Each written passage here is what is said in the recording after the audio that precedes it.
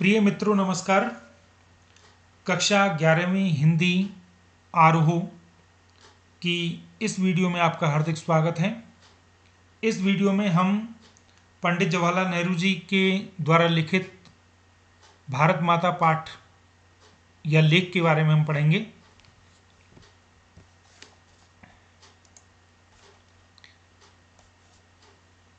सबसे पहले थोड़ा लेखक के बारे में जान लें। सच्ची संस्कृति को दुनिया के हर कोने से प्रेरणा मिलती है, लेकिन वह अपनी ही धरती पर पैदा होती है और उसकी जड़ें जन मन में समाई रहती हैं। ऐसा भारत की खोज उपसंहार में उन्होंने लिखा है। भारत की खोज डिस्कवरी ऑफ इंडिया इनकी प्रसिद्ध पुस्तक है। पंडित जवाहरलाल नेहरू जी का जन्म 1889 में इलाहाबाद में हुआ। प्रमुख रचना इनकी मेरी कहानी आत्मकथा है, विश्व इतिहास की झलक, हिंदुस्तान की कहानी, पिता के पत्र पुत्री के नाम जो कि हिंदी में अनुवाद हुआ था, हिंदुस्तान की समस्याएं, स्वाधीनता और उसके बाद राष्ट्रपिता, भारत की बुनियादी एकता, लड़खड़ाती दुनिया आदि ये लेखों और भाषणों का संग्रह है।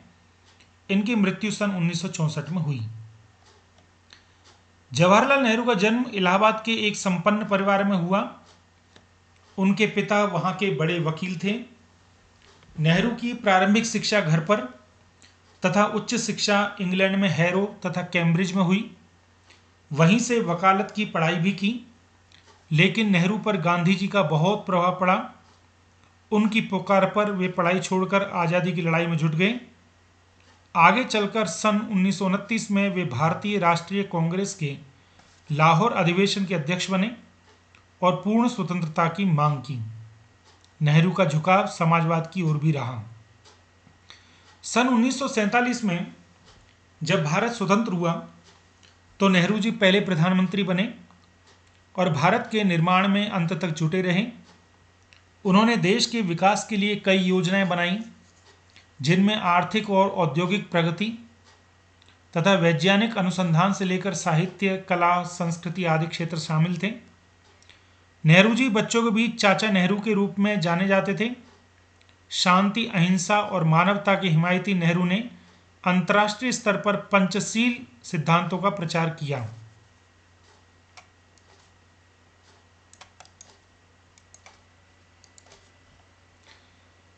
प्रस्तुत पाठ के बारे में पाठ प्रवेश देते हैं।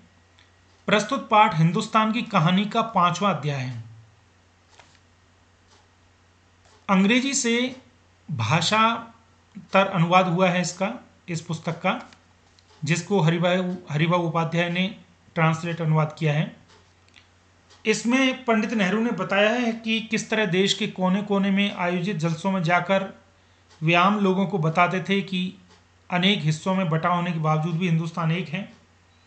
इस अपार फैलाव के बीच एकता के क्या आधार हैं, क्यों भारत एक देश है जिसके सभी हिस्सों की नियति एक ही तरीके से बनती बिगड़ती है। यही पूरे पाठ की विषय वस्तु है। इसी क्रम में पंडित नेहरू ने भारत माता शब्द पर भी विचार किया है और उनका निष्कर्ष है कि भारत माता की जय का मतलब है यहाँ के करोड़ों करोड़ लोगों की जय। कहने की जरूरत नहीं कि अपने छोटे आकार के बावजूद इस लेख का कथ्य अत्यंत विराट और प्रस्तुतिकरण पैना है। तो ये एक लेख है। तो दोबारा से ध्यान दें, अभी तक जो बातें हुई, इनकी पुस्तक पिता के पत्र पुत्री के नाम बहुत प्रसिद्ध है। पिता बड़े वकील थे। तीसरा पॉइंट, उच्च शिक्षा इनकी इंग्लैंड में हुई। चौथा, 1929 में भारतीय राष्ट्रीय कांग्रेस लाहौर अधिवेशन के अध्यक्ष बने और पूर्ण स्वतंत्रता की मांग की।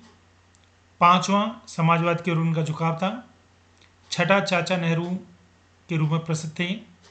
सातवां, पंचशील सिद्धांतों का प्रचार किया। आठवां, ये जो पाठ है या ये जो लेख है, ये हिंदुस्तान की कहानी का 5वां अध्याय है, जो कि हिंदी में ट्रांसलेटेड है और जिसका ट्रांसलेशन हरिभाऊ उपाध्याय जी ने किया है। अब इस लेख के बारे में हम चलते हैं। इस पाठ में मुख्य रूप से 3 बातें हैं जिन पर मैं आपको चर्चा करता हूं, पर उससे पहले चलिए पढ़ ही लेते हैं हम। मैं आपको वहीं पर इंगित कर दूंगा।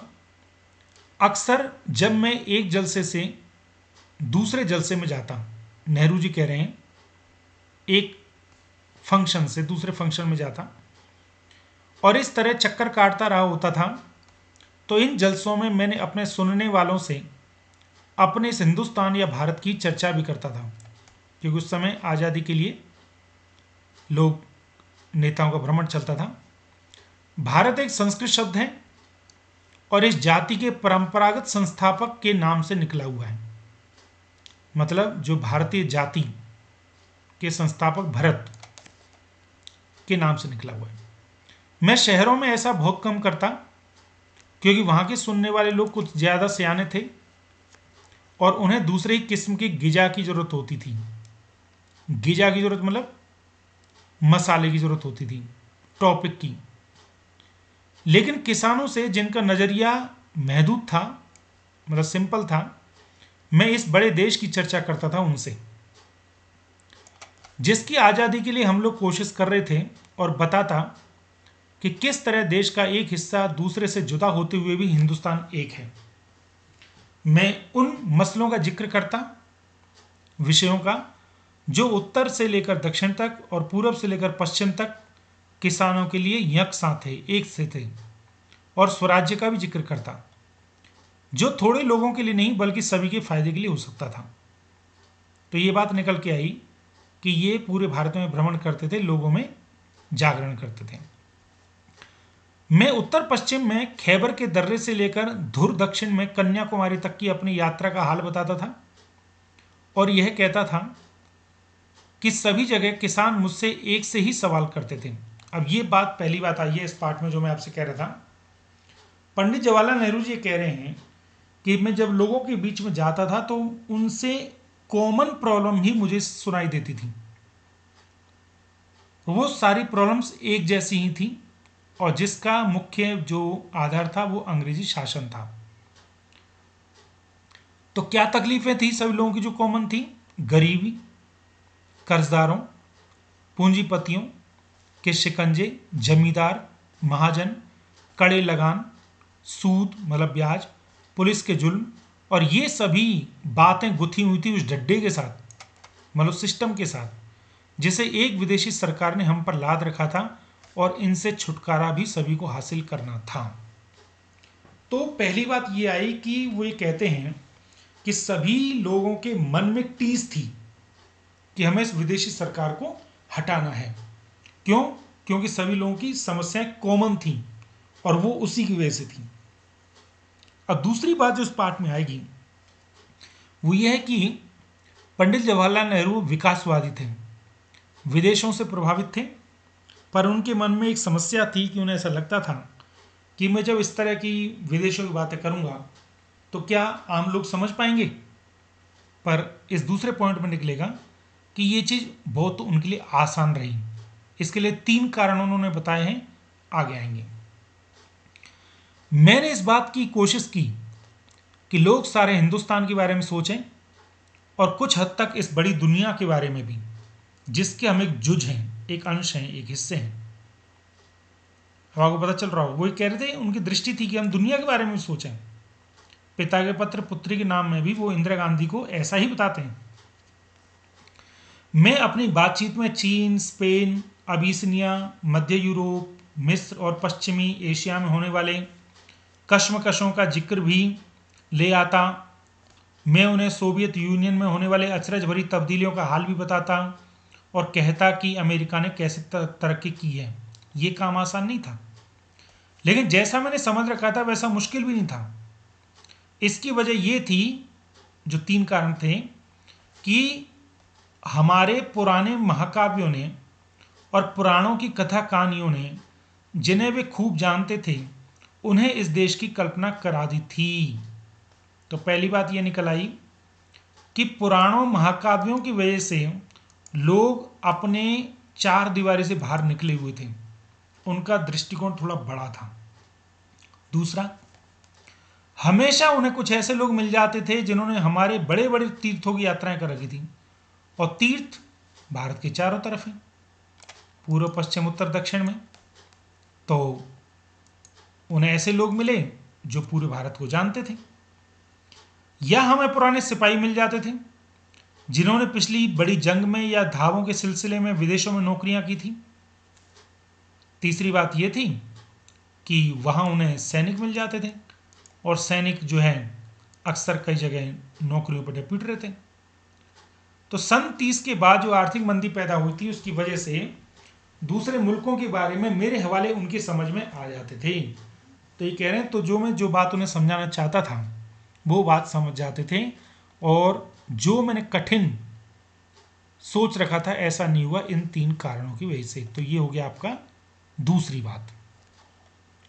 तीसरी बात जो इस पाठ की आत्मा है, कभी ऐसा भी होता था कि जब मैं किसी जलसे में पहुंचता तो मेरा स्वागत भारत माता की जय इस नारे से जोर के साथ किया जाता था।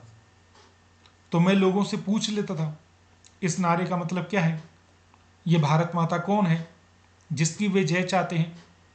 तो मेरे सवाल से उन्हें कुतूहल और ताज्जुब होता था, आश्चर्य होता था, और कुछ जवाब नहीं बन पड़ने पर वे एक दूसरे की तरफ या मेरी तरफ देखते। मैं सवाल करता ही रहता। आखिर एक हट्टे कट्टे जाट ने जो अनगिनत पीढ़ियों से किसानी करता आया था जवाब दिया, भारत माता से उनका मतलब है धरती।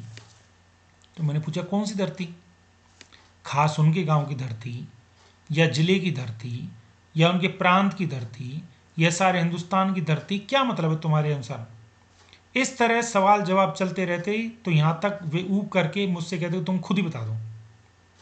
तो मैं कोशिश करता और बताता कि हिंदुस्तान वो सब कुछ है जिसे उन्होंने समझ रखा है, लेकिन वह इससे भी बहुत ज़्यादा है।